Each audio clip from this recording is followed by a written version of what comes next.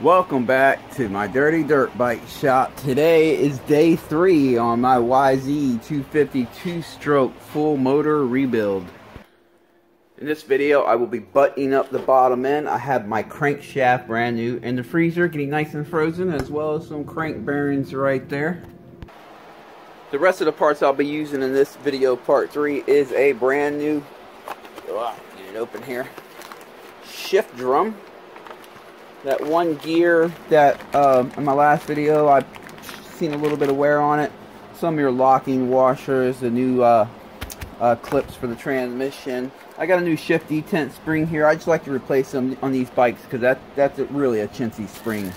And crank seals and another locking washer. I believe that one's for the clutch. Also a clutch cover gasket. So before I go ahead and knock the crank bearings in, let me get these case halves all nice and cleaned up. Alright, the cases are all cleaned up. It's time to get this case heated up. Just use the old grill here, put it on low. There we go. I know there's people right now hollering you don't do this. If you don't have a grill, you can also use your stove inside your house, the oven. You can just put it in there at the lowest temperature, 170 degrees, and put it on a cooking sheet or whatever, and just leave it on there for a little bit. Be warned, it might make the house smell like oil and stuff, but you know, just open your windows. While that's heating up, I'll take a second to explain. I'm not going to put the seals in first. I'm going to put the bearings in first, then I'll put the cases together, then I'll put the seals on. The reason I'm going to do it that way, you'll see as we go along, and so I can heat up the bearing a little bit to allow the crank to slide in it easier. Yes, I do have a press, but I'm not going to be putting them bearings in with the press. I'm just going to be beating them in with a hammer. Watch this. And a reminder, I do have this. I'm not going to use it. You can see how clean it is. Real quick side note before I grab that hot case and start knocking it in, I decided to go ahead and instead of using the bearings that I bought basically directly from Koyo, I decided to get some from Yamaha, which are Koyo bearings. But the reason being is because I noticed that the Yamaha one says HS right in here, and the casing that holds the little ball bearings in here seems to be of darker color, where the one I got from Koyo says C3 right up in here. Now I know C3 designates, you know, how much play the bearing has, and typically we use a C3 or a C4 in our dirt bikes. But I don't know what HS means, and it doesn't say C3, C4, or nothing on it, and I don't want to take any chances. So I decided to just go ahead and order. This is the old one, obviously. I got the new one in the freezer, but I decided to go ahead and order some brand new Yamaha ones just to be safe. I don't want to have to get back into this thing. Alright guys, don't do this at home. Frozen bearing. You can see the frost on it. Very hot case. It's been on. Just love taps. That's all it takes. There it is. Fell right in place. There's going to be someone out there. I know it. I already see it. Now, if you don't want to use a socket, like, you know, you can opt to use a big socket on it and beat it down and everything like that. If you choose to do it the way I did, make sure you use a hammer that it's kind of rounded on the edge like this, so it doesn't, you know, hurt anything. And what you want to hit is you want to hit the outer edge, the outer race of the bearing all the way around. Just do circles. It shouldn't take really hard hits. If you got the bearing frozen in the case at least 150 degrees or so, it should just almost fall in, but you just kind of tap it in. And if you don't have good coordination and you think you're going to start accidentally hitting the cases and stuff, don't do it this way. Just find a different way to do it, or use a big socket or whatever.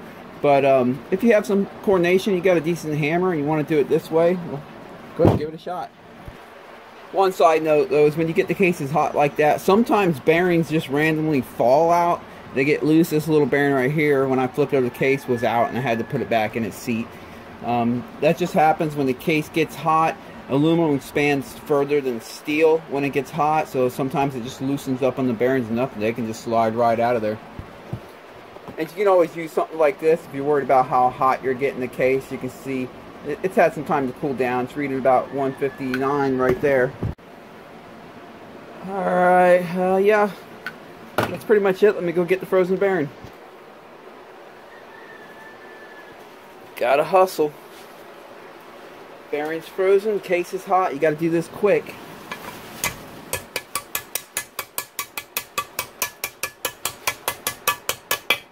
There it is.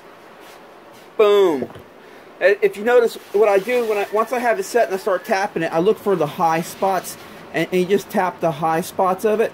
And once you get about halfway down, the bearing will just go boom. It'll just fall in, because once it basically gets perfectly aligned in that groove, it just falls in. But you're not hurting anything because the cases are hot and they're expanded, and the bearing's frozen, so it's contracted. So you're not gouging the matting surface where this bearing slides in or anything like that. This is like the safest way that I've found to put in bearings. Safer than a press, safer than doing it with the tool hammer on it at room temperature. This is the best way. It's the way I choose to do my motor. So now let me go ahead and set this hot case aside. Let these cases cool down. I'm going to go ahead and start putting that transmission together so we can slide that in. Alright, so I know I got to change out this gear right here, or that's what I plan to change out at least. So let me go ahead and take this clip off.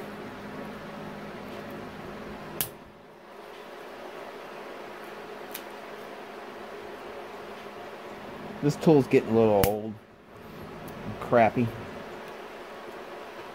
Might swap it out. Let's see. Oh, no, I got that one off. What I like to do when I take a transmission apart is take one gear at a time and lay it down. I pull it off and I lay it face down.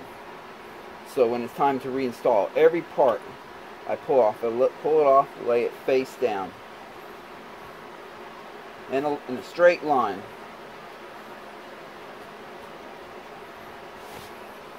We got another clip here.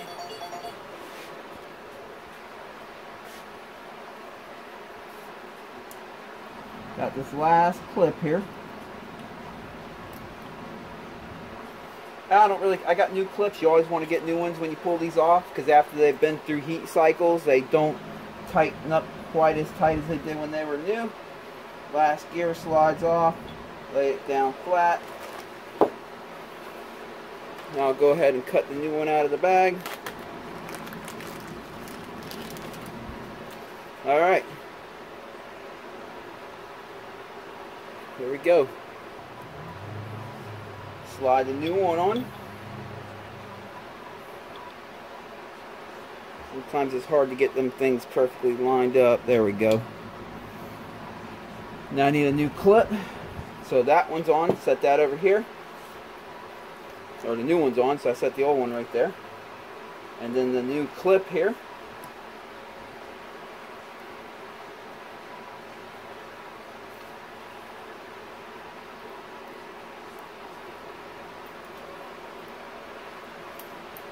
You only want to open up these clips as far as you need to slide them on and get them in their groove.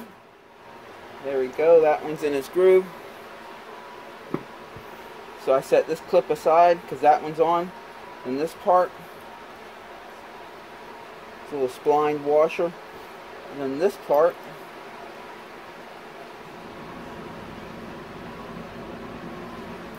there we go. And this transmission part, let me inspect a little bit now that I have it off. Yeah, it should be good. And then this part,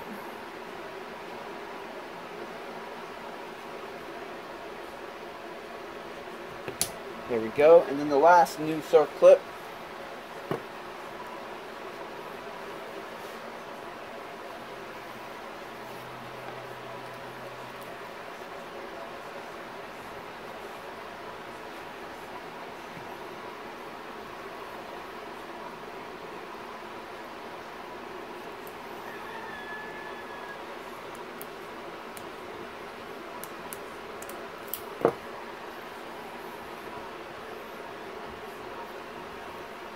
Got a piece of cloth beneath it. Looks like, oh no, that's just a mark on the gear. Alright. Well, there we go. I got that together.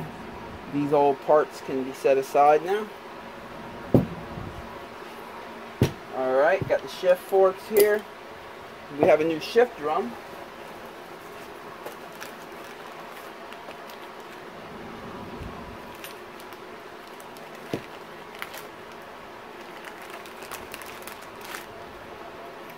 Brand new shift drum, because remember this one had one little wear spot right here, Again, it's not much, but I'm just looking to freshen her up so I don't have to get back in here again for a while. That's the plan, at least.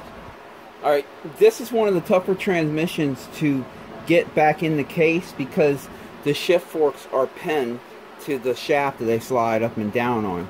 I've had people bring me their bikes with the motor apart just because they couldn't get, or bring me their motor with the motor apart because they couldn't get it back together. So what I like to do is I like to set it here. I like to set the case right there, like as if I was ready to slide the transmission, so I can line things up. I know that this is the countershaft sprocket because of how nasty it looks, and so I set that here, and I know that's for the clutch because that's just how it's arranged. And then I figure out which shift forks to go where. This one says left, so it's going to be in the it's going to be, whenever you have a left and right shift fork, in most cases it's because one of the shafts hold two shift forks. This one only holds one, so this one right here is not going to have a left or a right on it. But this one has an L, that's left, so left side's over here. I got to remind myself that because I often say left is right and right is left, and that's going to be right, so right is going to be over here. Now, which way do you put it, right? That's the question. We can see right here where the shafts go in, and the shift drum will be right here. So if this shaft goes in the back, this one's going to have to be like that to touch the drum right. And this one's going to have to be right there because it's going to obviously go in that one. So you have to direct these little tabs that go into the shift drum that direction right there. And since we have that taken care of, then we look at it and figure out which way this goes on the shift drum. For this shaft right here, it's not going to go that way because that wouldn't touch the drum when it's on the shaft. It's going to go this way. So now that I know that, I will put that on the shaft that way, so when it goes on the right way. Alright, here comes the fun part. This is real fun. It's going to be tough to film it while I do it, but I'm going to do the best I can. I find it's easier to flip the case over when I do it like this and put it together with the upside down, because then all the shift forks will kind of sit, you know, just on their groove, which obviously means we're going to have to flip the whole transmission around too. Alright, let the games begin.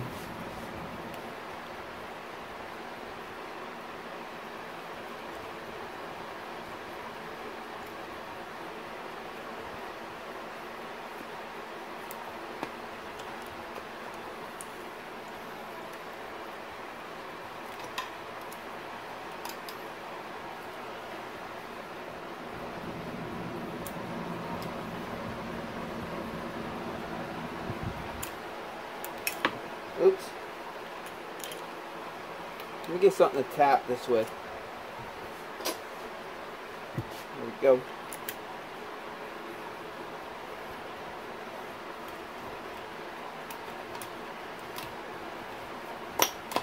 Oh, I didn't have to tap it at all. Just all fell into place. That's awesome. Okay, now we have to get the shift drum in there. Alright, now I have to get the shift drum in there, so what I'm going to do is back it out, because I should have actually put the shift drum kind of on there first before I had them all the way seated in, but I didn't. So just back it, just pull it out a little bit and slide each thing out a little bit. The shift drum goes in this direction. It goes in with the tab facing towards where your shifting mechanism is going to be.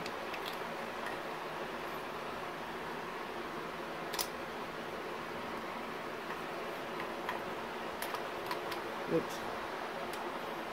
This can be very time consuming to get it right.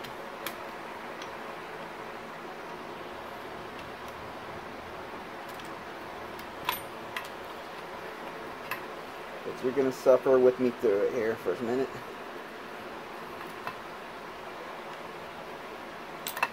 There we go.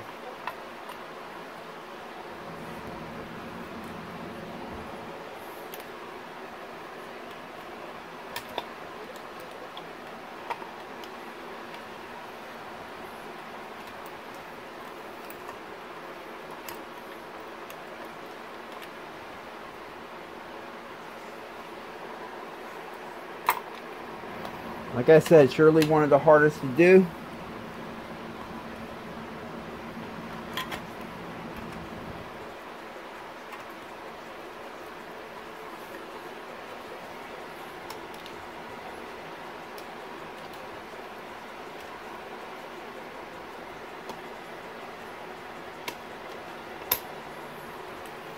Think I got it?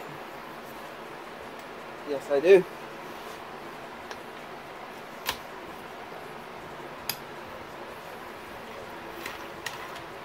There it is. Now, as I always say, there's more than one way to skin a cat. Whoa, don't fall out. More than one way to skin a cat. I have done it where I stack all this, even the shift drum, on the shift forks and hold it all together and slide it all together like this. Or you can do it the way I did.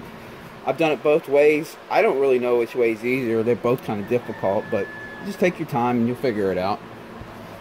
Some key things to look for is that both these gears right here are even. That kind of lets you know they're both pressed in all the way. And yeah.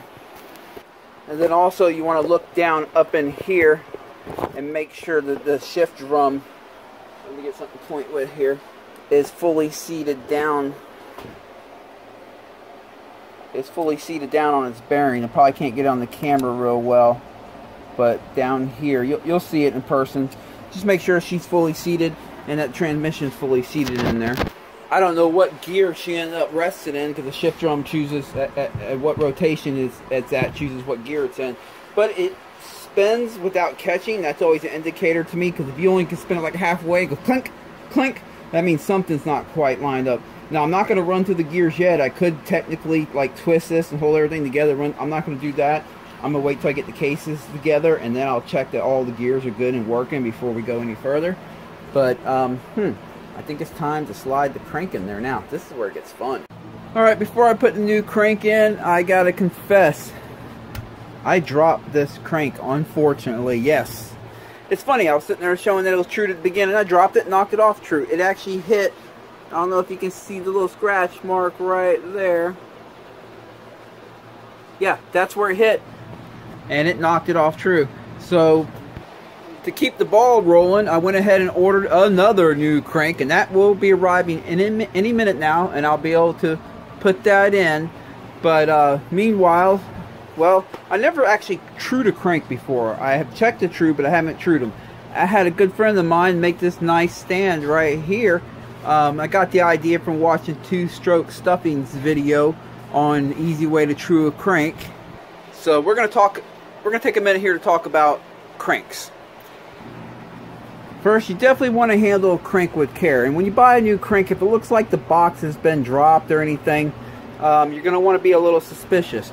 I actually only dropped mine right here on this granite table. It only fell from about that high, but boom, but it hit just right. You'll be amazed it was enough. I mean, that granite table is real hard, but it did its job. It knocked it off true. So I'm going to show you. I got it zeroed here with the crank pin. You can see it's all the way over there. I'm only going to do one side. I'm going to save you from doing the whole thing. I just want to show you how far out of true I knocked it just by dropping it. 8. So as far as 8.08 millimeters, it's back to 0 with the crank pin over there. Let's do one more rotation here.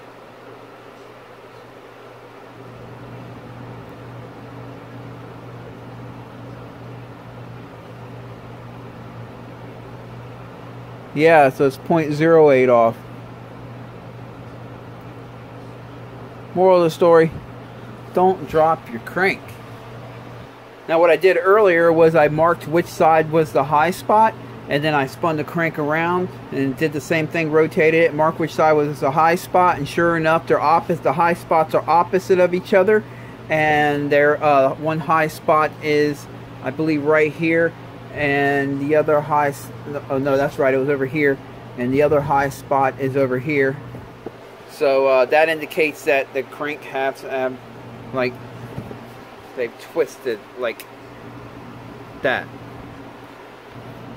And when I looked at the little ding that was on the end, sure enough, what I find with the stand and the dial indicator matches where I would have hit it right here, just enough to twist it off. So again, I never have true crank before. I did go ahead and order a copper hammer, 1.5 pounds. I'm going to learn how to true this crank and get this crank back in service, get it ready to be used again, and that way I can use it maybe on my next rebuild or something. But meanwhile, I do have another one brand new that's coming in, and hopefully that one hasn't been dropped and I can put it in the bike.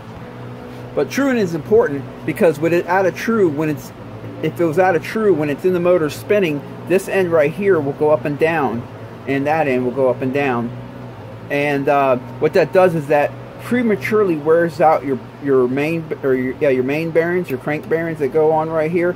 It wears them out. Not only that, when it's shifting, when the crank's shifting around like that on this, it can also wear out the journal right here that on the crank. You can tell, because these will, when you go to take the motor apart, this will be shiny and smooth, which means it's been walking, it's been moving around, and that's not good. So you definitely want a good true crank if you want your bottom end to get good life out of your crank bearings and to not permanently damage your crank. So that's why you need a good true crank. Alright, as soon as that new crank arrives, I can get that in the cases and get this motor back together. I will be truing this crank in a later video. I will cover that. I'm going to do the best I can to learn how to true these things and show you what I come up with, so that we can true our cranks at home ourselves and keep them nice and true and running good.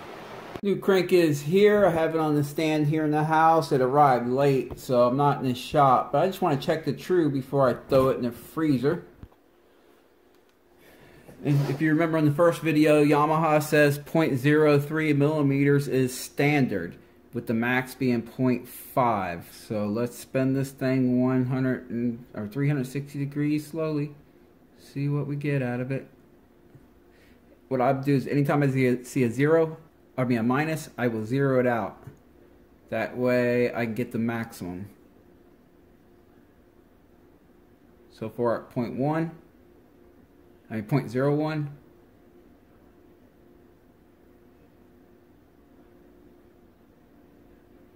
This is on the clutch side.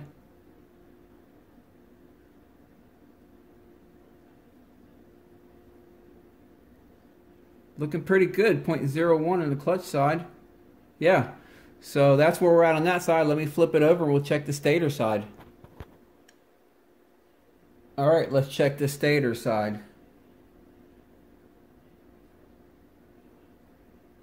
0.01.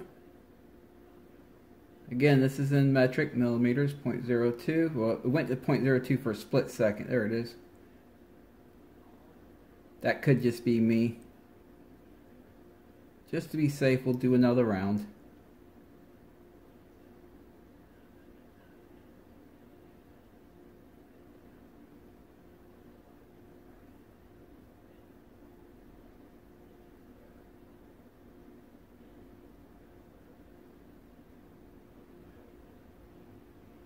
Yeah, both sides are 0.01. Well, standard's 0.03, and this is looking better than standard, so that's pretty good. All right, let me pop her in the freezer, and then in the morning, I will put her in the bottom end.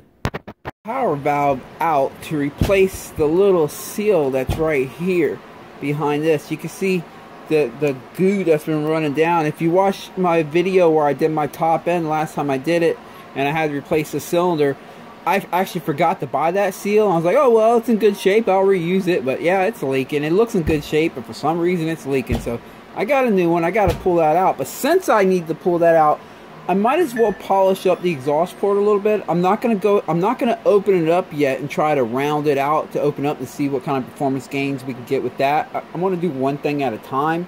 But I do know just polishing up and get rid of the rough finish is a performance improvement, and it also helps keep carbon from sticking and stuff like that. But I did that on my YZ250, and it was surprising. It actually, it's all I did was smooth it up. If you watch the video on that one, and it felt almost like adding a pipe to the bike, because you got to remember, this is the window to your pipe. Your pipe, you know, you can put different pipes on and get different power or even more power. You can put one pipe on, makes more torque, the other one makes more top end, the other one just makes more power. But for the pipe to do that, this is the window to all that. The pipe is your turbo, so to say. on a two-stroke, and the window to all that is right here. So anytime you can better optimize that window, the more you're going to bring that pipe into play. But I'm going to round this out for later on, because I for that one I would like to have 2 cylinders, one with it like this, just polished, but with these stuffers still here, and the other one with the stuffers removed. So that's for later. But anyway, let me go ahead and get this power valve out so we can get started on that. Oh, backtrack, and look what has arrived, the V-Force.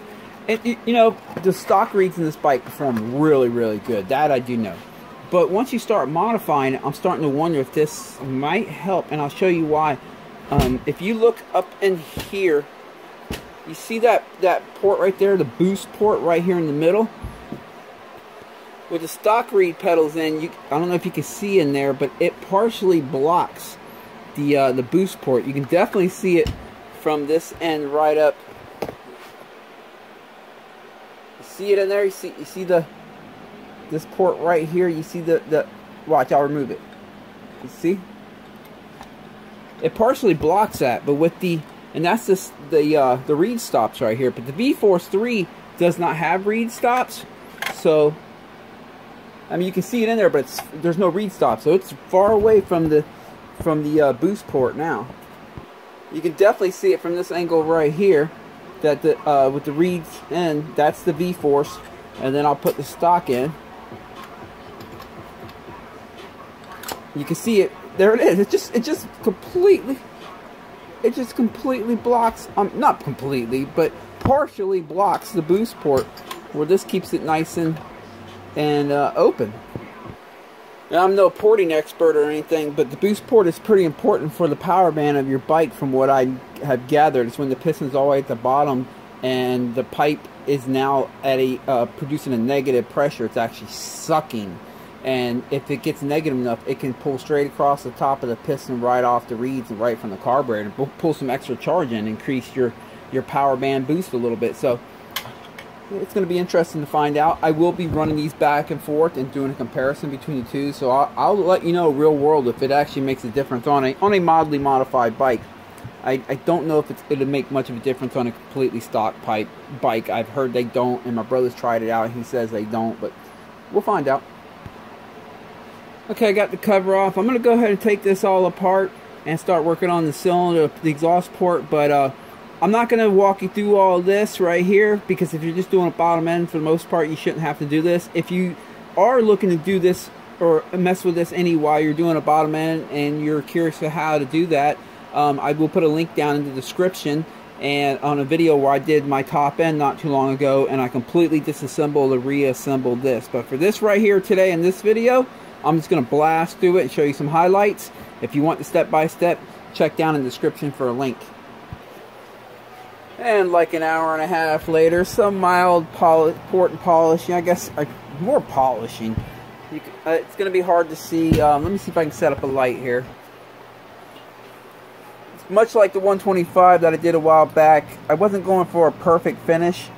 I'm not looking to remove any material. All I'm doing is just polishing up the surfaces, and it might not look very smooth, but that's okay.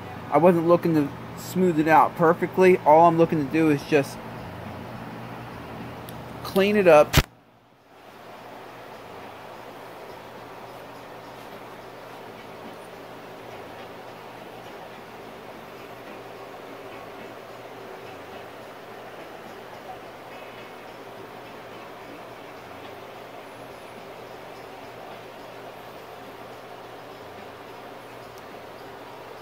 All I did was just polish up the surface and cleaned it up to remove any of the casting flaws. Really, that's all I was doing. Alright, the crank is in the freezer, getting nice and chilled overnight. And it sure is a good thing I was able to check the true in that crank, because this is the box that it came in. And look at this. You can see it was dropped. But and they don't put much padding in these things. I mean, like hardly anything. But, it held in there. I guess it didn't get knocked off true, so that's good. What a work of art. But yeah, tomorrow morning, check back, guys. I will be putting this motor together and firing up for the first time on the next video. I appreciate every single one of you guys that watch this and comment, and catch you guys later.